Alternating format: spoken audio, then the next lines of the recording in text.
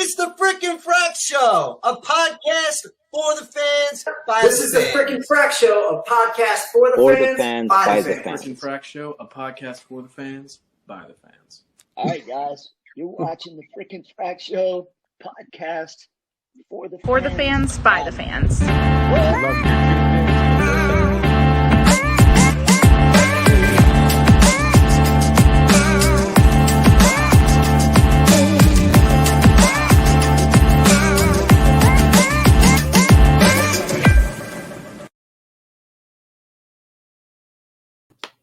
Showtime. This episode is sponsored by Emotima. No, it's not. It's really not. I forgot to go get my hat, so It's all right. It's all right. Hey, we're banging this thing out on a Tuesday, and you know what? Yeah. I'm not mad about it either. It's kind of nice, you know. it is, man. It's a different feeling. It is. It's crazy watching those. Like, I always watch that video that you made for the intro. It kind of, you know, we were talking about making a new intro, and I'm looking at the one that one's actually about to be going shortly. and I watched those clips, and it's like, I can't believe I used to do this with my dresser behind me. And Oh yeah. I just like, it boggles my mind every time I see it. Like, what was I thinking? Yeah, dude, it's crazy how far you can go, especially with a show. And you know, as crazy as it is, especially when you get funding, right? Because that was a big, major difference with us once we were able to start securing funds. You know, thanks to the paid supporters and thanks to a lot of our previous sponsors, and you know, it made things a lot easier getting the equipment that we needed to do all this to look this way, you know. Yeah, and I moved into a different house. That's true. Because that's true, man. I used to have to I had to lock myself away. I remember the first episode we did at this new house. I still had the dresser behind me, and you're like, Yeah. "Hey, do you want a desk?" And I'm like, "Huh?" You're like, "We can get you a desk, man." We can and I'm get like, you a "Okay." desk, man. And I think somebody reached out to you and was like, "Hey, I want to help the show out. How can we help?" And it was a local guy. That was from your area. Mr. Tom. Well, I say Mr. Tam, but Mr. Tom from Bayou Vista's Donut Palace.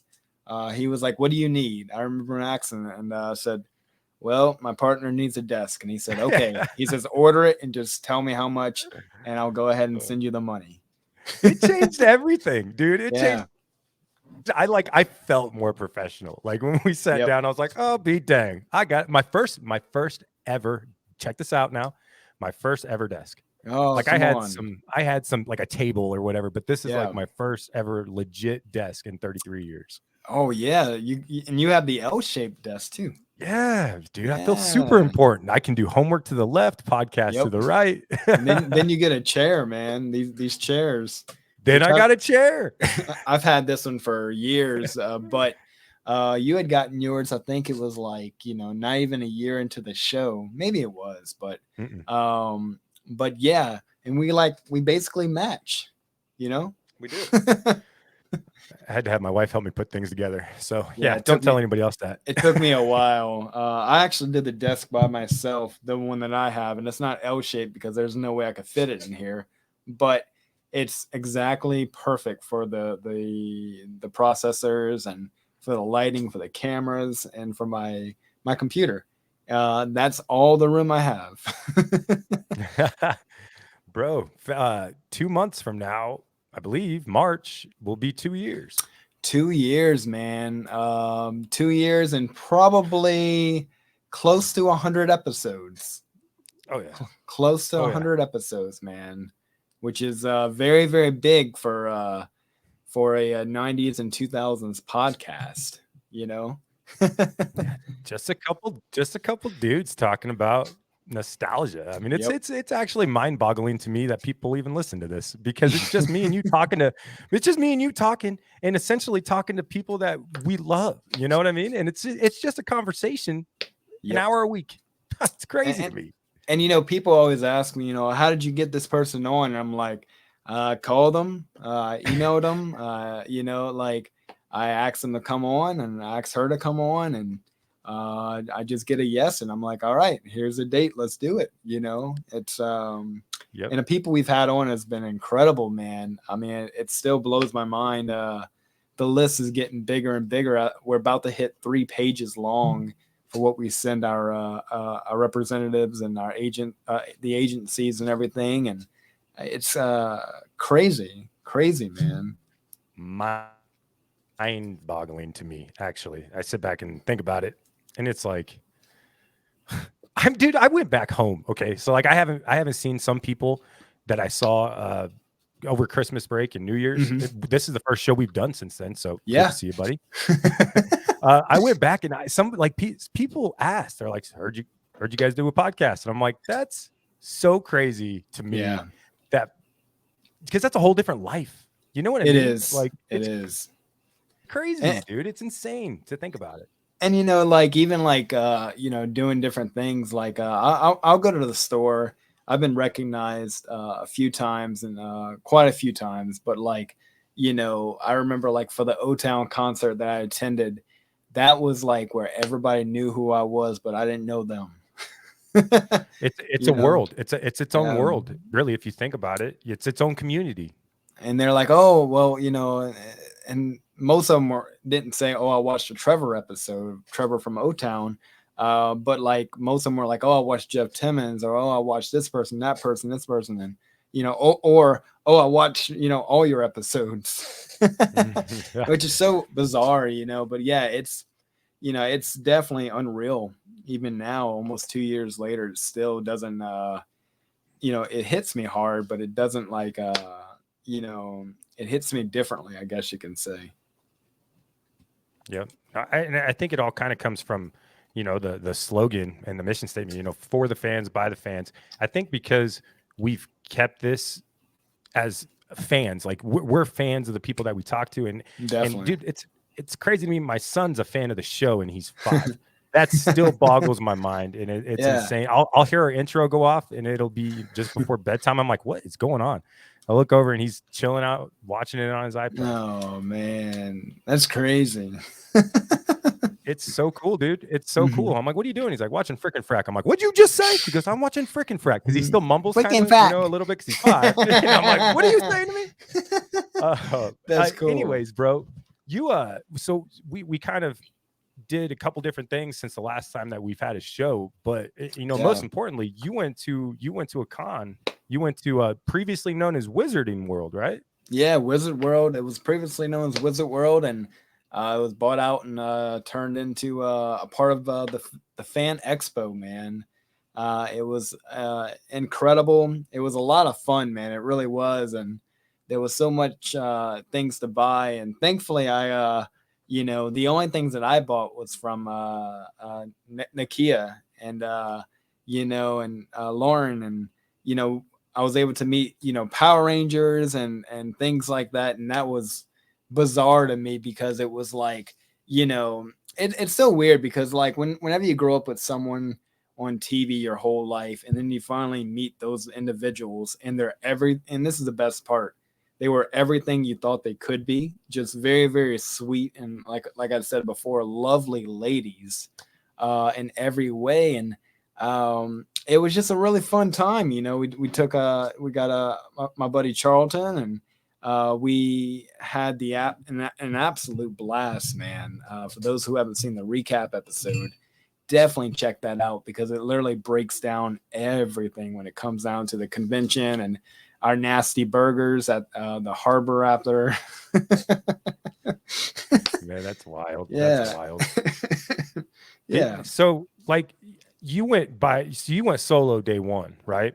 Yeah, I did. I went solo day one, and because Charlton didn't get in till like later that night, basically.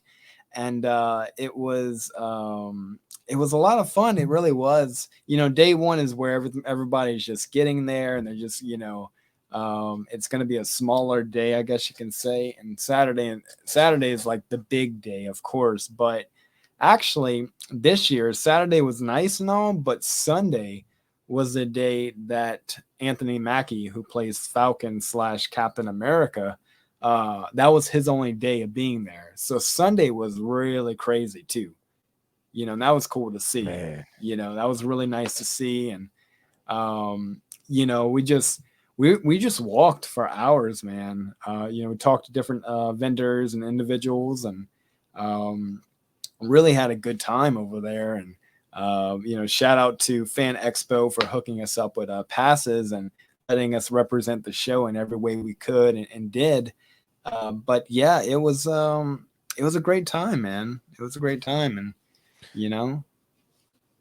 So when you rolled up Friday, it was kind of like what Jerry was telling us, right? Mhm. Jerry Milani, who we had on, they just kind of welcomed you, right? Yeah, I mean, it was just there was a own family. parade. There was a parade, man. They had a Mardi Gras parade. I'm talking about with people in trumpets and trombones and everything, and there was a literal parade of people marching, and they actually the band who was playing, we all marched behind them to go inside, and that was incredible. Really? Yeah, that's how they opened it. That was the opening ceremony.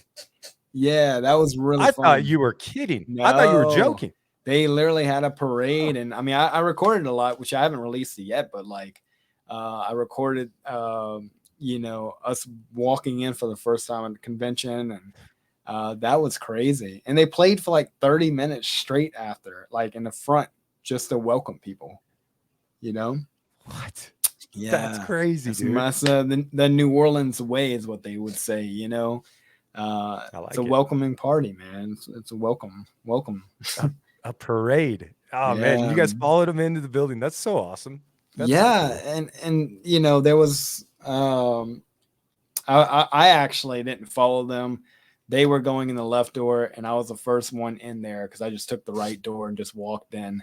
But like, you know, but everybody else was marching. They were just marching around, and they had that Mardi Gras song you always hear, and it was definitely really good to see that kind of stuff because, you know, we haven't had a Mardi Gras here in I think a year or two, and that kind of brought back the feeling of that revitalization or whatever. You know, everything was revitalized and refreshed again. You know, a sense of normalcy. even if it's just for a weekend, like I think sometimes we need those, man. Yeah. You know, like there's just like, so we went to Florida, right, when you were down at the con, and it's a whole different animal. It's a whole different. If you live in Florida, props to you and hats off to you because it's always nice. It's just sunny. I mean, even when it wasn't sunny, it was nice. Oh, you know? yeah. And then I came back to a whole driveway and sidewalk full of snow. And okay, but anyway, so we went down to Florida, dude, and I actually like spent a day on the beach. And never in my life have I just sat there. Just sat there. It was crazy. I was like, I should be doing something. I don't know what it is. I'm just that guy that like I feel like I have to do something at all times. And my wife's like, hey, chill out, dude. You're on vacation. Like, sit down. I was like, huh, this is different. You know what I mean? I could never sit on a beach. It's so boring. Oh, dude. I just like I could like feel the cooties and COVID come out of me. Like if there was anything in there, like I was just sitting there, like I told myself I was in an oven and I was baking the stuff from me. Whatever it was, I was gonna bake it out of me that day, dude. Yeah, that's the best way you can do is going on beaches like that, man. Sitting in the sun, and Vicky likes doing all that. She loves that, doing that with her friend Amanda. And but I was never into like, you know, beaches and water, and you know, I went to Florida once and I was like, I'm good, never going back. And which I mean, I will be going back soon, shortly, but like it's I won't be at the beach. I won't be at the beach, bro. We kayaked in the ocean, and I've never like I was so tired, and I look back, I'm like, wow, we haven't gone far at all. Oh yeah, isn't that crazy, man? Oh my goodness. Oh, I'm so tired. Yeah, man. I mean, we can do that. You see, I guess that's why the water and stuff never like awes me, because like we have a lake and park here, and there's water, there's kayaks, and we could just do it, you know, 2 minutes away from my house. And it's like, you know, people who live in Louisiana, they're like, yeah, I went jet skiing in Florida for $80 an hour. I'm like, you could just do that over here. You know, jet skiing was super expensive. Yeah. Nope. I looked at it. I'm like, no. But anyway, I wanted to parasail. I wanted to parasail until I saw them parasailing. And I looked up and I'm like, hey, these videos I see, they don't look that high up there. Like they are so high up there. And then I got to thinking, what happens when we slow down? Where do I go? Into the ocean? Or do they reel me in? I don't know. Nope, you just fall and die. my little dangly feet for all the sharks and stuff to just nibble at. I mean, come on, man. You're gonna punch a dolphin on the way out, you know. They're not nice. I heard dolphins are not nice. It depends, you know. Sometimes they grab you, and you know, I mean, they like to play, but they also sometimes kill people. So yeah. I heard somebody say I think it was Rogan said that dolphins will get jealous of if you're with an attractive lady and they'll grab you by the trunks and pull you to the bottom. Yep. What? That's crazy. So don't go swimming. They look so nice. They look so friendly, right? Such a letdown, man. Such a letdown. Goodness. But I saw my first swamp, right? That's cool. Never seen a swamp. Like we have deer here. They have gators on the side of the road. Do you guys have gators there? We do. You do? Yeah. We're like gator, the state of gators over here. We don't really have, I don't think, crocodiles here, but I think Florida has crocodiles more. But we're like, you know, all about gators here. We see them all the time. You guys understand that those are like dinosaurs, right? Like you guys just got dinosaurs on the side of the road. Yeah, like, you know, and if it grabs you, there's not anything you can do. It's just gonna pull you into the water and eat you. Dude, there were so many people fishing off of the side of this highway into this swamp, and I would just see within a mile a gator just chilling. Like, and like in my mind, I watch the old gator hunting show where he's like, gator, death row, kill him, shoot. That stuff. Yeah. So I think of that. Yep. Oh yeah. I mean, you definitely got to be careful around wildlife like that, and especially when you're in their habitat, their habitat, and you know, it can be dangerous, man. We don't mess around with gators over here. I mean, I don't. You know, they're about probably 5 minutes away from this house. Bro, but they won't come here. They won't come here. Like, you say wildlife and I think of like deer and elk and, you know, an occasional mountain lion or whatever we have here, you know, like big pit bull sized cats. Cool. You say wildlife and you're talking about gators and crocs. And I'm just like, dude, the place that we drove through was called the Everglades. If there was ever a name for a swamp, it's the Glades, right? That's so, yeah, man. That's crazy though, man. Just to think about that kind of stuff. And so like, it's just so normal here, but you know, like if you're driving, like you'd have to leave the city, but it's like 2 minutes from my house. But if you're driving on this highway, you'll see gators trying to cross, and you'll see gators, you know, with their eyes taken out by birds, and you know, it's crazy, man. It's crazy. But you know, there's a lake. It's a lake in the park, so it's a big old lake, and that's their habitat. And you know, we've you know, they'll have people swimming in that water too. And that's yeah, it's not good. It's not good. What? Yeah, it's crazy, man. Oh, I don't get out much. Apparently, it's just like Nebraska, Iowa, Kansas City, and then sometimes to New York. Nebraska, Iowa, Kansas City, sometimes to New York. So when I went to a swamp, okay, so like when I think of Florida, like or Louisiana, I think of metropolitan areas, like big buildings everywhere. Oh yeah, and people everywhere. When we drove through nothing for like an hour and a half, I I don't know. I'm probably coming off as an idiot, and I sound. It's bizarre, man. But It's foreign to you, you know. But I mean, over here, that's just every day. You know, like you got raccoons and different things, and armadillos, and you know, things like that, and just walking. You know, you can hear them underneath the house. You know, hear a raccoon fighting a cat or something. because it wants its food. Bro, I used to go coon and coyote hunting all the time. Oh, and come on. We would get like $25 per coon and $15 per coyote. We would just load up the back. I'm not kidding. That's crazy. We would leave Friday at like midnight, drive across the state of Nebraska in dirt roads and in cases of beer and spotlights through windows. Probably illegal. I probably shouldn't be. But anyways, That's funny. and we would just we'd hunt them and put them in the back of the truck. They would freeze overnight, and I would drive them, and we would get money for them. And that's what we did on the weekends. I mean, that's like a typical Louisiana person. That's what they would do. I just never did that. I never hunted.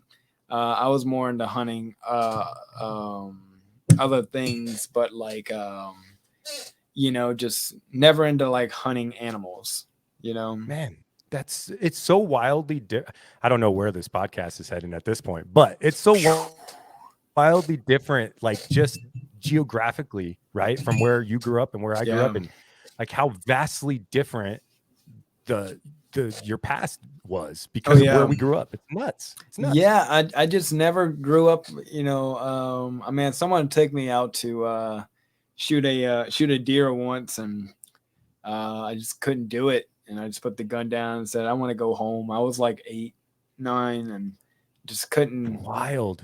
I'd rather just go to Taco Bell. I'd rather go to the supermarket and buy my meat, not think about this is a deer or something. So crazy. It's so crazy the difference. Like because when we 8 or 9, like we took hunter safety, and we at 10 years old I shot my first deer. Like that. It's and like a lot of people in my area, every single hunting season they'll take off the week of work and they'll go out to wherever they go. They'll shoot their deer and they'll have their meat for 6 months or whatever. That's what they do here. I just never got into doing what everybody else was doing. I was more into doing different things, I guess you can say, but that's the typical, everybody goes hunting. Like right now, everybody's going hunting in Mississippi every weekend. My friend Jared and everything goes out there and sends me pictures of him holding deer heads and and I'm like, oh, so much fun. and I think, I guess that's different. So like with us, it was more of I don't know, uncle and nephew or father and son. Obviously not father and son for me, but that's kind of, hey, you're I don't know, a coming of age, I suppose. And then you just kind of pass that tradition down. It not so much the here's me with this dead animal and my gun I shot it with. More or less like, that's how we bonded on the weekend. Like when I was telling you about coon and coyote hunting, like me and 4 of your brothers essentially, or cousins or friends or whatever. That's kind of, that's where the stories came out and all that. But yeah. It just vastly different worlds, man. And it's impressive. Yeah, it's like, just the hobbies and stuff. I mean, everybody likes sports. I don't, but like everybody likes sports here, and people love a lot of different things, but it's just, it's where you grow up is just different in so many different ways, no matter where you're at. And I can't imagine the people who live in like New York City and trying to compare to Morgan City. It just wouldn't be anything. The food's great there. The everything's great there. I mean, if you live like a New Yorker and not a tourist, everything is great. But and everything's fun, but like, over here, food is terrible. Everything's just awful. Dude, I find myself like I like kind of people observing in a way, like when we were on this boat tour, these people in front of us were talking and something got brought up. We went by Al Capone's old house on the swamp before there was a city there. And, I asked the guy about him. Anyways, it turns out they were from New Jersey. And me being the idiot I am, my first question is like, what's it like growing up in something like New York or New Jersey? Like I think what I asked was, how do you make friends? I think was the question I asked. And it's such a populated go type of world. Like, how do you ever how do you get to know somebody? He just looked at me like I was an idiot. Yeah, Like, I mean, but like those kind of places, like especially like New York, you don't just meet friends and stuff like it's different. But even over here, you don't just meet people and become friends nowadays. And the social aspect of everything has changed and evolved, and I would even say downgraded in a lot of ways, because once you leave school, the majority of those people will be in your life for very little time, and very few, which I don't really have anybody, much of anyone, very, very, maybe one finger, one hand worth, maybe, that I even talk to, but like, those kind of big places like, New York City and everything, I would, I don't know. It's like over here, the only place you're going to meet anybody is at a bar. That breaks my heart, dude. I say that with the most sincereness. Like that break. And I'm a 33-year-old man. Yeah. But like to think about it like that. That's just so much of who I was growing up. And when you say one hand, on the same page. Like I don't know. I don't. After high school, we all go our separate ways and do our own things, and we're lucky if we get to talk to. I'm lucky enough. Just turn on that graduation song as we go. Yeah, on. that's how life should be. Yep. Like that's how life should be. You should go, and you should. The best thing my mom did was kick me out, lock the door, and said, "You can come home to visit. You ain't coming here to live ever again." And I'm like, "I love you. Goodbye. See ya." Whatever. Bye, mama. Yeah, the best thing she ever did. But anyways, like to think about not having that kind of connection with people, and you're right.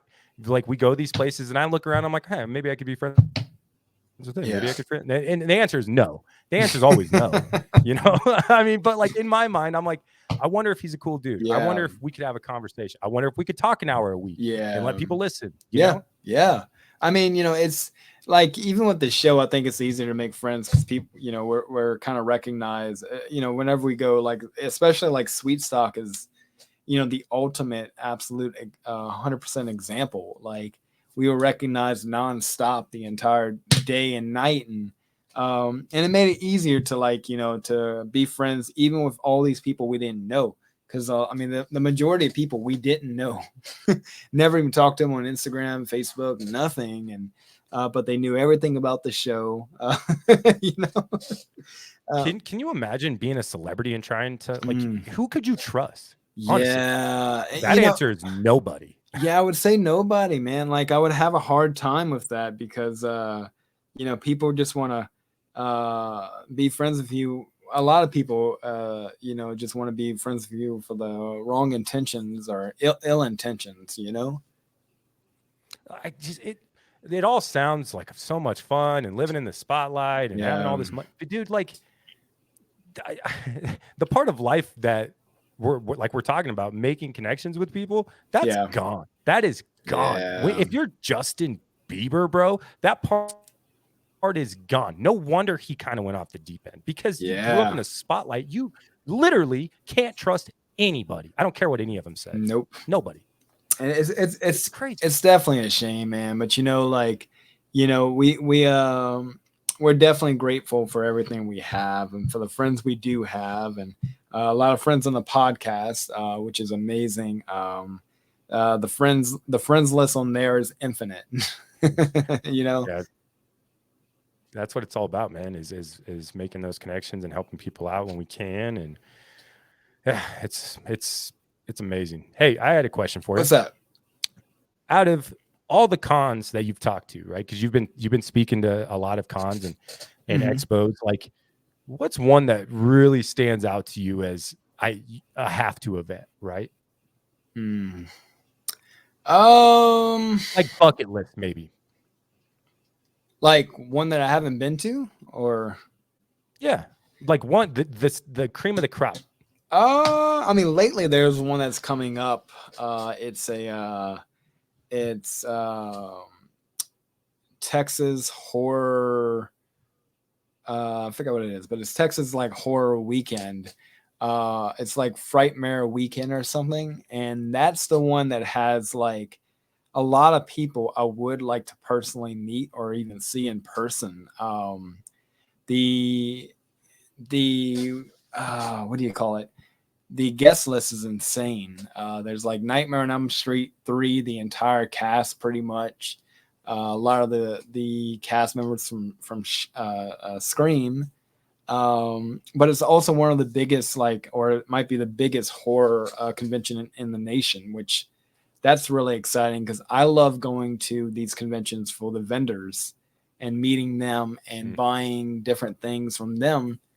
And, the bigger it is, the more vendors it's going to be, especially with a cast or celebrity list for the ones they already announced, which they announced like probably 20 of them already. And I've never been to a horror convention, so it would be amazing to go to that because really you can reminisce on the 80s and 90s era of horror. And I think it'd be a lot of fun, man. I think it'd be a lot of fun being around. I think it'd be a different kind of crowd than pop culture, the pop culture fan groups, and which there's it's not but pop culture over there too, but it's like all these horror icons of the horror movie industry, Bro, like it's crazy to think about how much work would go into the horror aspect of. Now we have visual effects and all that, but like you're talking going back to the 80s and 90s, like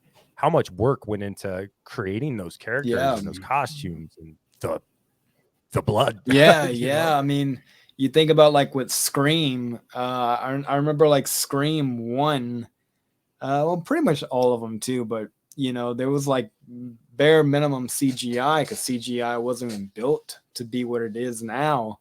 It was so practical, and you could watch it, and just listen to Roger Jackson do the voice of Scream, and the idea of like I think it was Scream 1 where Nev Campbell, who plays Sydney, she and Roger Jackson had never met on set. They wanted to keep them separate, and the first time she ever heard his voice was when she first picked up the phone. He's like, "Hello, Sydney," and it's like, whoa, like that kind of stuff, man. That's magic. That's not movie magic. That's magic.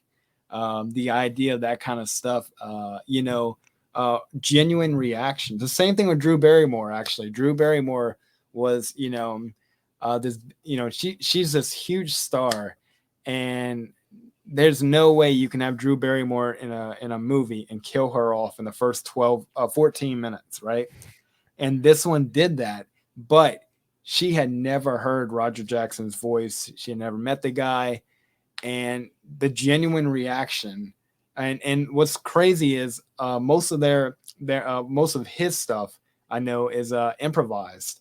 So when he's like, you hang up the phone, I'm going to cut you like a codfish. And it's like, and she's like, what?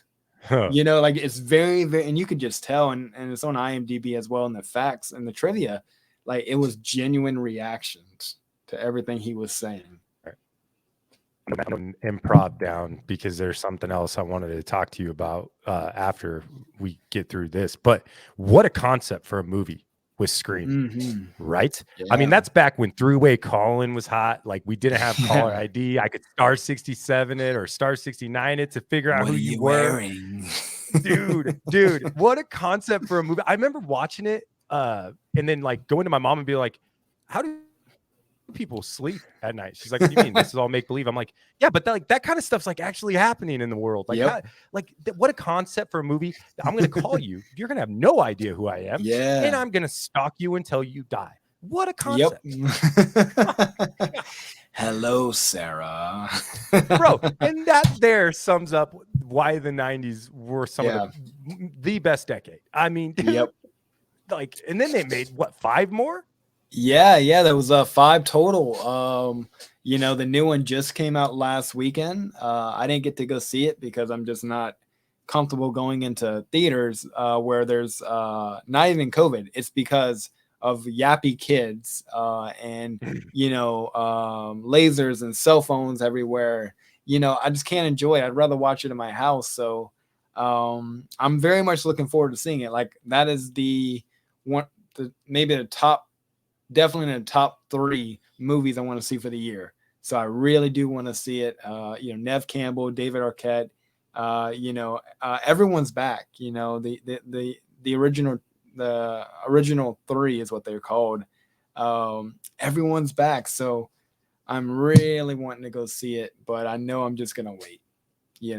So I can enjoy it in my house and be scared by myself. Yep. Side note, a baby cried from Florida until we touched down in Atlanta. And I'm not talking wah. I'm talking death scream piercing my ears. I had dude, I had my Apple iPods in to where it noise cancels out. Yeah. Could still hear it. That's just a side note. So I can't imagine what the baby was going through. But just drive. Just drive. Yeah. Anyways, okay. Same with I Know What You Did Last Summer, right? What a concept. What an idea. Yeah. Dude, I'm going to run you over. Think that you're dead. Was that the same thing as Jason, though, or no?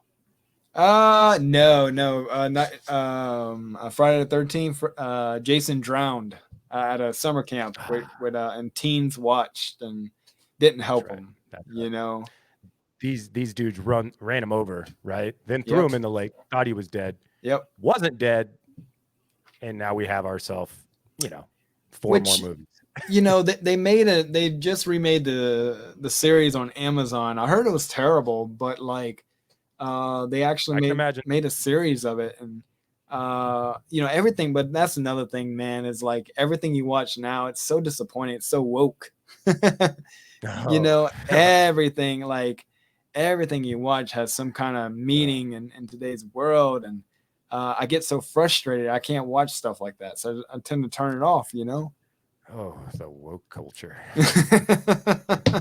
It's okay, we get it.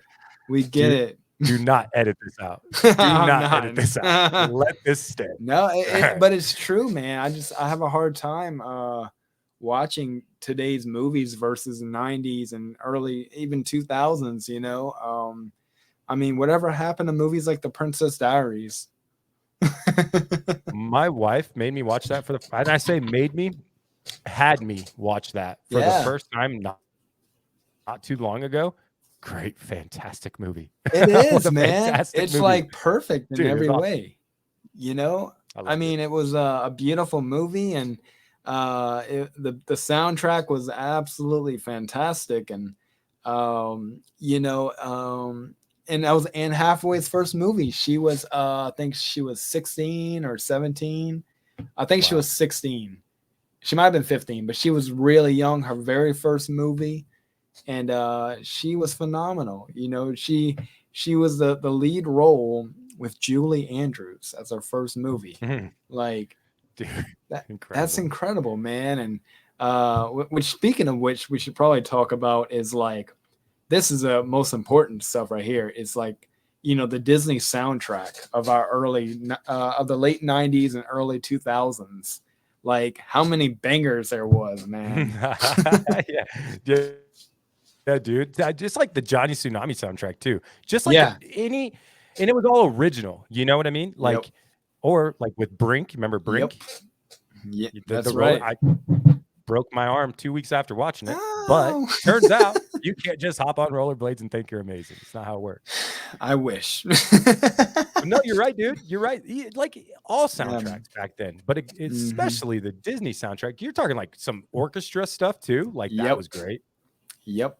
There was so much 97, 96 to 2007 was probably the times that I watched, and I watched a little bit after that, but Disney, man, there was this girl.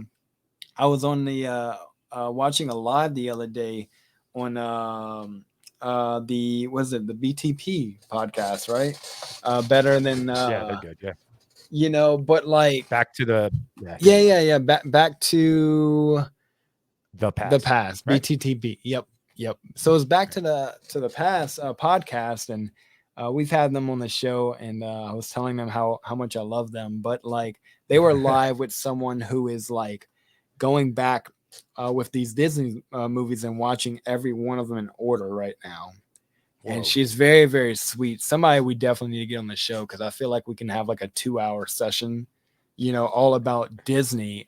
Because I think right now she's like in the 2003 era right now. But like I think that's what she's doing is she went back to the the OG stuff and she's just watching everything in order from all the DComs and everything. But I mean that kind of stuff, man. I miss that kind of stuff. There was no subliminal messages or hidden messages, and everything was at the end the bad guys always got defeated, and the princess got saved. But nowadays you can't have that. The princess got dude, that's so funny. I think I texted you after I had surgery for that hernia. And it pretty much like cut me open 8 centimeters or whatever. I think I messaged you. I said that whole getting stabbed as a cowboy and riding off into the sunset to go save the day. Because I couldn't even walk, dude. Yeah. Like I don't buy it. Either that or I'm weak. I don't know. It hurts, man. It hurts. Oh, it hurts so bad too. But man, like it's I don't know. I just miss those days, man. I miss the soundtracks of we had some awesome different actually it, like you said, it was like the entire movie soundtrack. It wasn't just 1 or 2 songs. But somebody take me back. That's what B.O.B. said. Somebody take me back to the days. Before it was a job, before he got paid. Like, that's that's such a great amount of words to use about how I feel. Because man, I mean, I know everybody wants to go back to the days when they're young. It's not about being young. It's about the way life was for us, and waking up at 6 o'clock in the morning to watch Saved by the Bell, and nowadays you wake up at 6 o'clock and there ain't nothing on. Dude, I wish I could go back now, like my age with the fam, and go back and live at my age now. I definitely strictly because like we didn't worry. There was no worry. My mom didn't worry if I was okay. I was okay. Like it was known. I was home. I'd be home at this time. Everything was a little bit slower, and like I have a tremendous amount of fear for, and I'm gonna sound super old, and that's fine. But I have a tremendous amount of fear for the world that my kids are growing up in. And I do a lot of work with the youth, and that's kind of like what drives me, right? Mm-hmm. And I think a lot of that comes from, I can see, I'm not blind. I can see where things are heading. I can see the direction that this is going for these kids. And even if you can just be that light or something, just, I'm not talking the wisdom, but like, hey, life doesn't need to be that way. Like, we survived this way and life was good, man. Going back to the connections and the friendships and that, man. Mm-hmm. I mean, and it was, especially that time, like, I was, you couldn't catch me doing anything bad because I was too busy watching Disney Channel, and, like, before even High School Musical, like, watching things like Xenon and, Gullah Gullah Island and all these different, like, things, man. It's like, you would walk into my room and I'm just dancing to, Xenon, Out of This World, Out of This World. bro, you talk about soundtracks and originals. Yeah. Come and let's play together in the bright sunny weather. Let's all go to Gullah Gullah Island. Who? Binja Binja. The saddest thing ever, man, I just found out was like one of the guys on there, he had died from a heroin overdose. What? Yeah, I was reading that. Guys are the kids. I think it was. Oh no, I think it was a. Either way, it's hard. I think it was a kid. Like there was a main kid on there all the time, and he wore a yellow shirt, I think. But then again, I don't know. It might have been the main cast member, the grown up. It actually might have been, but I remember like she and her husband were like, together on there. They're doing fine. I saw them on Instagram the other day and had a big smile on my face, knowing that they're still alive and well.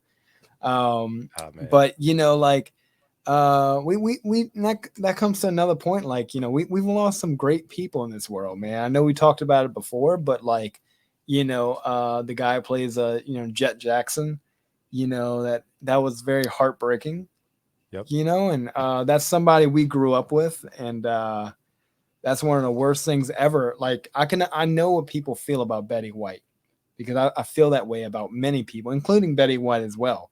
Betty White was such a shining example, of a person. She did her thing. Yeah. She lived her best life. And from what I read, from the report I read, she passed away peacefully in her sleep. Yeah. Yep. Go, Queen. Go. Yep. Yep. I'm like, tell every other person up there hello for us. The Jet Jackson thing. Hearing on our Johnny Tsunami episode, hearing him talk about that friendship. Yeah.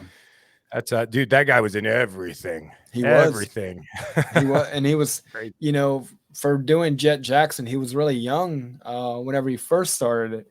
I know I remember the ones that it was like season 3, season 4, whatever. Whenever he got older, but like he was young when he started Jet Jackson, and of course, he had done so much. I remember him being in Isolde and something. It's a cop show, and he was like one of the main leads. Is 2 girls and him, and that's what he was doing at the time they were filming that.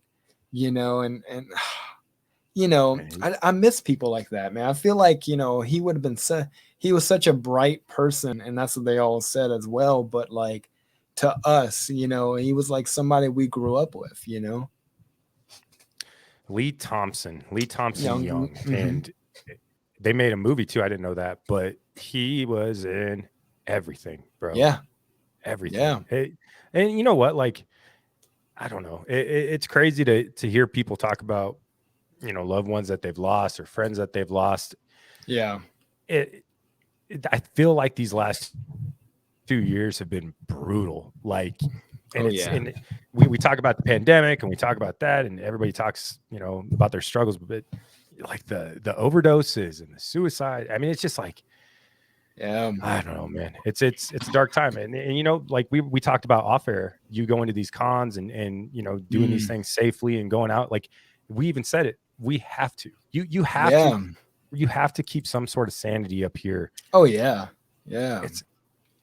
It's going to be rough if you don't, Yeah. And I mean, we just have to take it day by day, in every way, man, step by step. And, it's just, it's just something that you just gotta overcome. And, and of course, like I said, it's most importantly, be safe in every way possible. And, but, we were talking about this earlier, but like with concerts and everything, we have so many different things happening the next couple months, and everything is just so uncertain, and I'm hoping, I know we had discussed seeing Backstreet Boys, and I know I'm going to see, like, at around the same time, Jesse McCartney and multiple different concerts.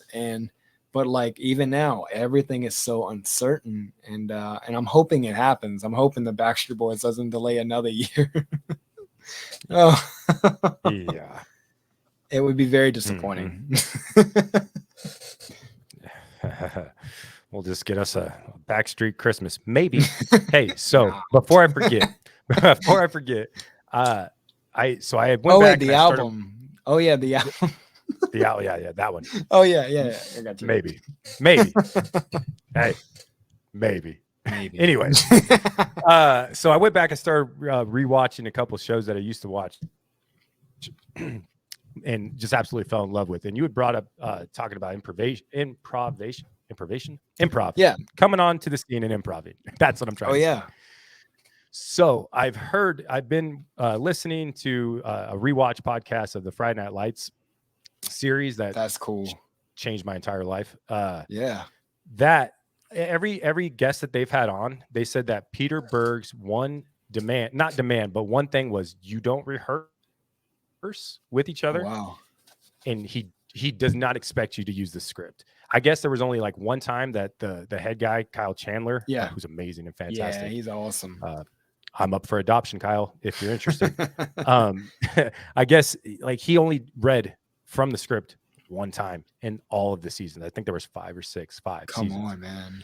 But what I'm trying to get at is like those type of shows where you get to come on and as an actor, just do your thing, find the character, right? Number one, what drives your character? Number two, it's a part of you. So like you said, with Elton John, you might've said it off air, but the actor that played Elton John, Elton said, don't do it like me, do it like yourself. Mm-hmm. Those are the best shows, are they not? Like where you come on, we know this. It's crazy. Yeah, most definitely, man. I mean, you know, there's not a lot of improv in today's Hollywood movies nowadays, but like, you know, I always watch a lot of interviews, a lot of roundtables, and a lot of different interviews of like, you know, movie promotions and all. And so many people always ask them, you know, different people, and they're like, hey, yeah, you know, did you guys get to improv? And it's always like, no, we were told to stick to the script. But man, some of the best moments in movie history is the improv moments. I mean, Caddyshack was, of course, one of the best. So many different improv moments over there, and unscripted that they just did. You know, Chevy Chase and Rodney Dangerfield both just, you know, accomplished. But you know, of course, like The Office, even like, you know, The Office was mostly scripted. It was mostly scripted, but you know, one of the most craziest improv moments in TV history is in The Office, and that's when Michael kisses Oscar.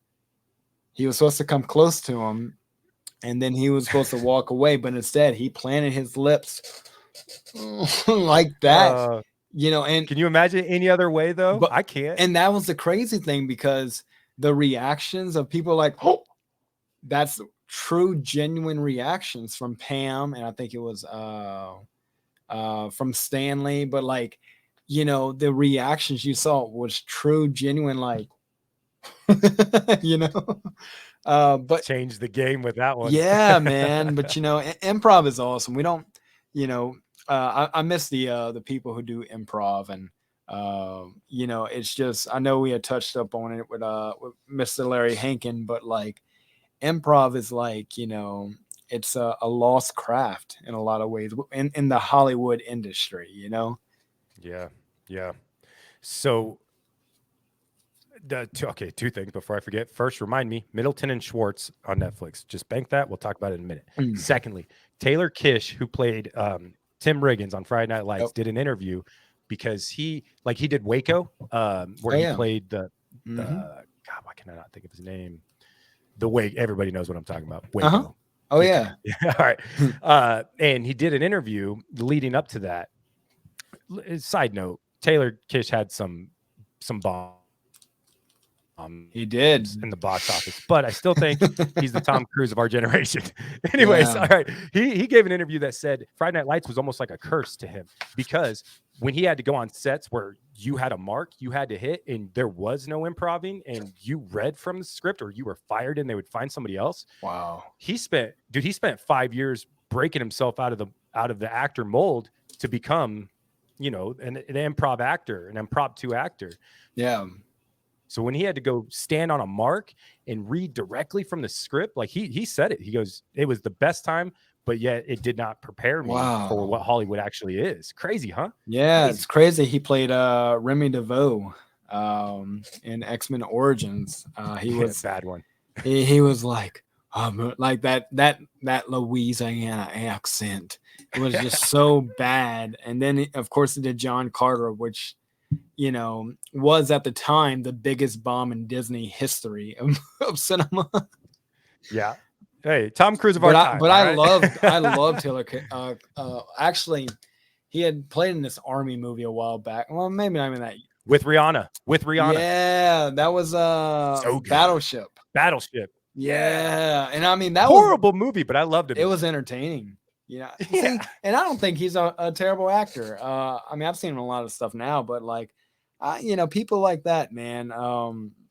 It sucks because like, Hollywood tends to only focus on a few people, and I don't know if you ever heard of this company called A24, but A24 is a film company that does these independent movies, and everything they make is just brilliant and amazing in every single way.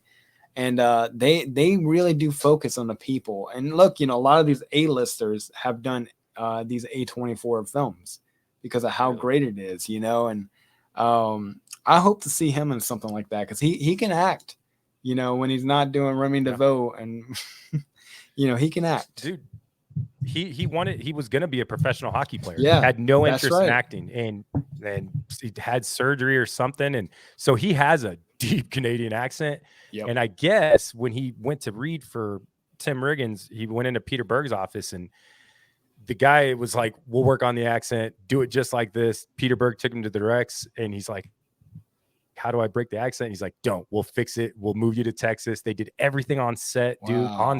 Like they hired Texas people from, I think it was Austin, but it's a made up town, Dillon, but it's Austin. Mm-hmm. Dude, that's the type of show, like we don't have those anymore, dude. No, I mean, we I just remember growing up in the mid 2000s, and there was Dexter, there was Sons of Anarchy, and Breaking Bad, just like banger at the banger at the banger. I mean, there is some great stuff on television, dude. Don't get me wrong. There is some amazing stuff, but a lot of it, it's on streaming apps now, and the world has changed. The world has changed completely. You ain't getting Sons of Anarchy now on FX. Which actually you are. You're actually getting them. Do they have Sons? Well, they're doing the Mayans right now, which is a spinoff, and it might be even more brutal than what Sons of Anarchy was, man. It's phenomenal though. Really? 3 seasons, absolute perfection, man. But I mean, it was by Kurt Sutter, the writer and everything of Sons, and he actually stepped down after season 2 because he felt, I don't know, there was some kind of movement about a person of let's say like a white man doing a story about a Mexican biker gang, and he was getting a lot of heat about it, so he stepped down and let his showrunner, who is actually Spanish, become the main showrunner. And also he got in trouble because he kind of cursed people out on the set and stuff too. But he doesn't seem like a friendly guy. I mean, but that's why Sons was that's so why good. It's so good. It's that's true. Why Sons was so good. That's why FX said, all right, let's give you Mayans. Let's do Mayans now. As many shows as you want, bro. Sons was a smash hit, dude. I waited every week, watched it weekly with commercials. It still breaks my heart. I still hear, every couple of weeks, I still watch the series finale, and I hear, "Come join the murder," and it's like, I loved him, dude. I loved him. Yeah. When I found out he had an accent, it almost ruined my life because I was so used to hearing him as Jack. I'm so used to hearing him as Jax. So like when I heard him do his normal talk, I was like, hold Scottish on. accent. I'm like, hold up. He was good in Arthur, wasn't he? In Arthur? Yeah, but that was the reason Arthur? why he doesn't have a career anymore. Yeah, it bombed. Dude, he was up for the next Arrow. He was up. People were like signing petitions. He was also Christian Grey. Yes, until he dropped out. Which, by the way, enough with the petitions. Yep, they're done. Yes, man, petitions are insane now. They're gonna do what they want. You know what I mean? Fire Amber Heard. All right, we got 90 million signatures, and I'm like, it didn't make a difference. It didn't make a difference. I have news for you. They don't care about your petition. No, I'm sorry. They don't. Don't edit that out. I don't.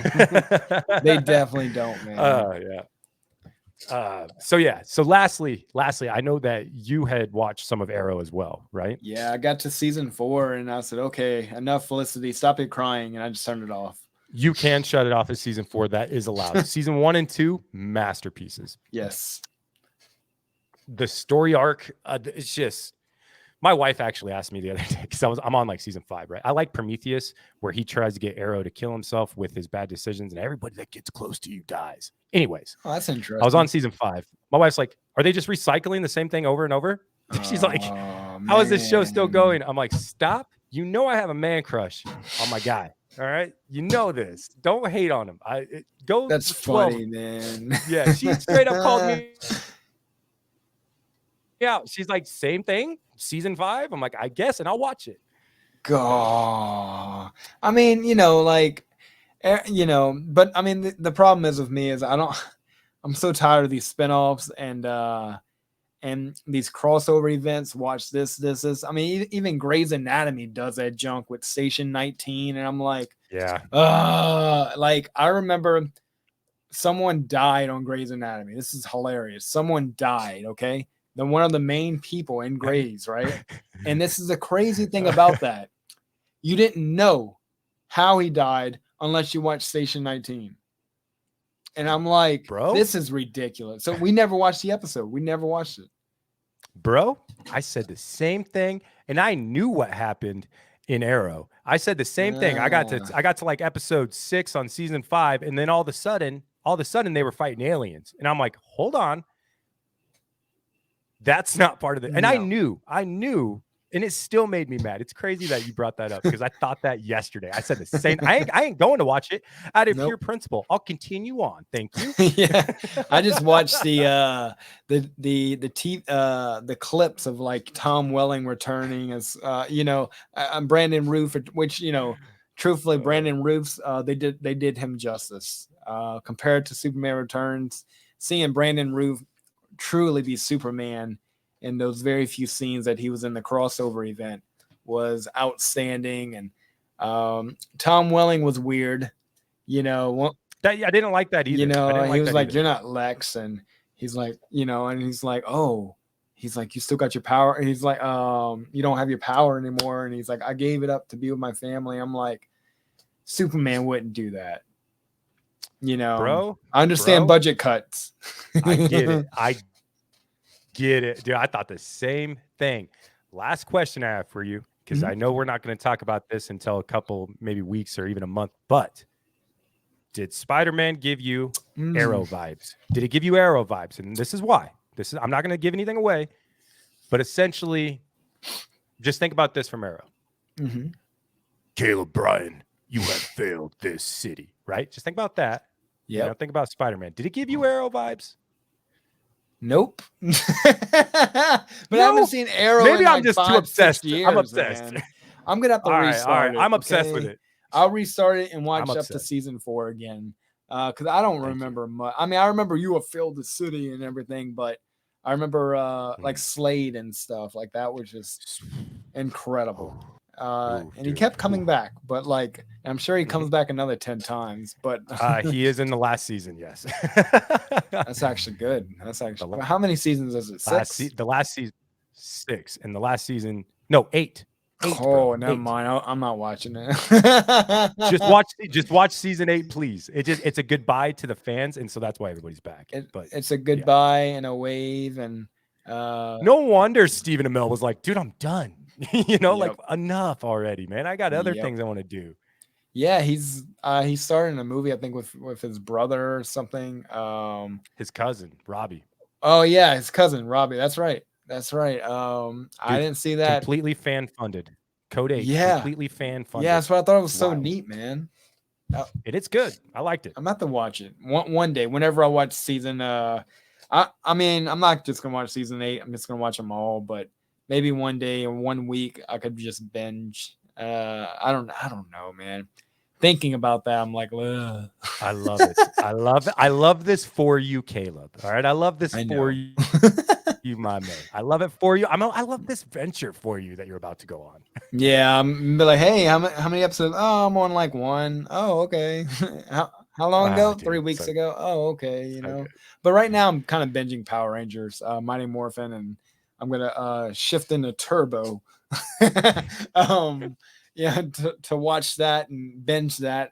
I've been on like a binging Power Rangers kind of kick, but I'm starting to get bored of Mighty Morphin because it's the same thing over and over. You know, and but I started skipping certain episodes now, but I got to where Tommy makes his appearance, and you know, and that one, the 3 or 4 different parts of those that I'm not going to skip on, but you know, I don't know. Lately, I've just been in a Power Ranger mood, man. You know, I meet some Power Rangers. They're just so cool. You're like, oh, I want to watch their movies again and watch all the shows. You know. Shout out to any Power Rangers. You guys are friends of the show. You're welcome to come on. Yes, Jason, that one was for you too. Keep him separate. All right, man. I appreciate you, dude. Yeah, this was episode 73, allegedly. I think this is episode 73. Yeah, it'll be released Thursday or Friday, whenever we want. Yeah. This was a fun one. This was Yeah, man. Well, I literally I jotted down some things to touch on, and none of them. So that's how we roll, just baby. Typical. That's how we roll. But you know, we do have we have a lot going on with the show. We have a lot of revisions happening in the next 2-3 weeks.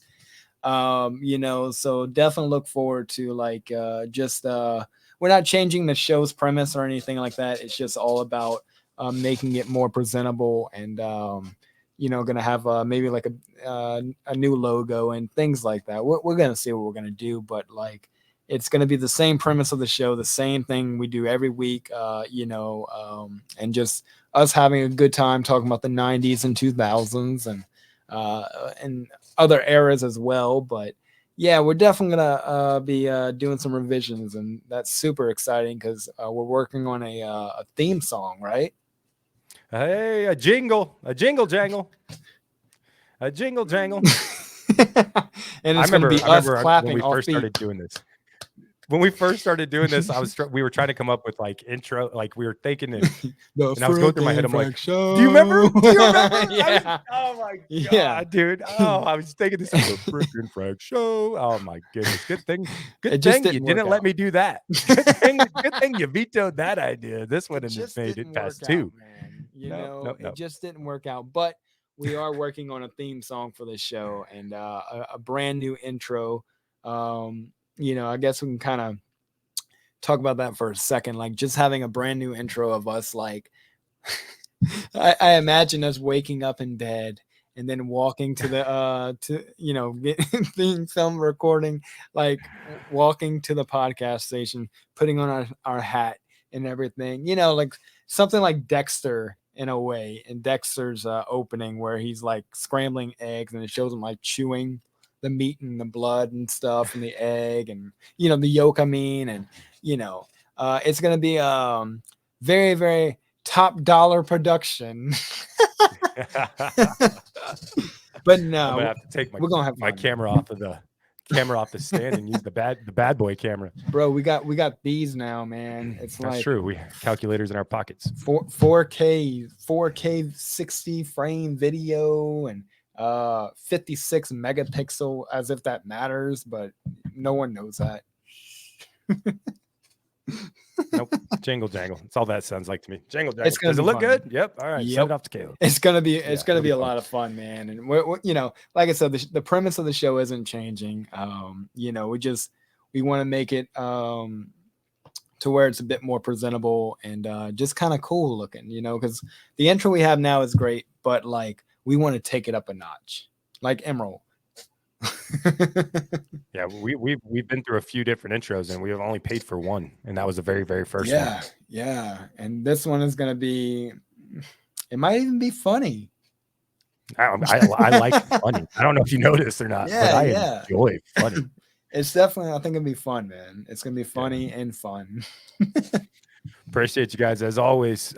Paid supporters will get the rough draft of that intro video whenever we get it. We're going on year 2. So it's time. You know what I mean? Yeah. If you're interested in that, sign up our page. March 20th will really be the day we created the page, you know. So yeah, going on pretty much in 2 months we'll be 2 years into this, and probably going to go on another 25 years because it's really not hard. Like once you do this like this, it's like I always tell people, they always ask us about the conversations we have with celebrities, and I'm like, that's it. It's a conversation. Yeah, what you see Yep. is the conversation. I said, like they people always want to know about, what's it like, and I'm like, it's just like chatting with a friend. Yeah. It's straight up, and I can understand why people ask that. Yeah, because I don't think this aspect is easy for a lot of people, and I think that's why people enjoy the show, and not just this podcast, but any podcast, because you're like in the conversation. Yep. And for some people, having a conversation is not easy. No, it's not, man. And also it's not real to them having conversations like the way we're doing. And they're like, why aren't you freaking out? I'm like, we're happy to have these people. We love these people. We've loved these people. But like, we're doing this for you guys to bring, to have these different individuals on our show, and just to kind of understand their life story from what happened to so-and-so in Halloween Town to what are they doing now today? I mean, it's great that we can use this platform as an introduction to have these people on, and not hear the same old in the E-True Hollywood story or 5-minute interview from a movie promotion. This is like typically an hour, which is crazy, but it goes by so fast. It's like Chris D'Elia says, if you don't want the real or raw, you can go over to PBR. But if you want the real and the raw, you come here. I thought you were going to say you can go to PBS. That's what it is. NPR. Sorry, NPR. Neil Patrick. No. National Public Radio. Oh, yeah. Whatever that is. Whatever that is. Anyways, man, we love you guys. Stay tuned. There's a lot coming up, and we're glad you're along for the ride. I think you said it perfect. It's awesome to use this as an introduction. Yeah. Most definitely, man. And we definitely look forward to hearing from you guys, and thank y'all so much for the support. After all this time, we're going on almost 80 episodes, and we're still standing very strong, and we're just having a good time. Yeah. Hey, we love you guys. This is episode 73, podcast for the fans, by the fans. See you next week. It's the freaking Frack Show, a podcast for the fans, by the fans. This is the freaking Frack Show, a podcast for the fans, by the fans.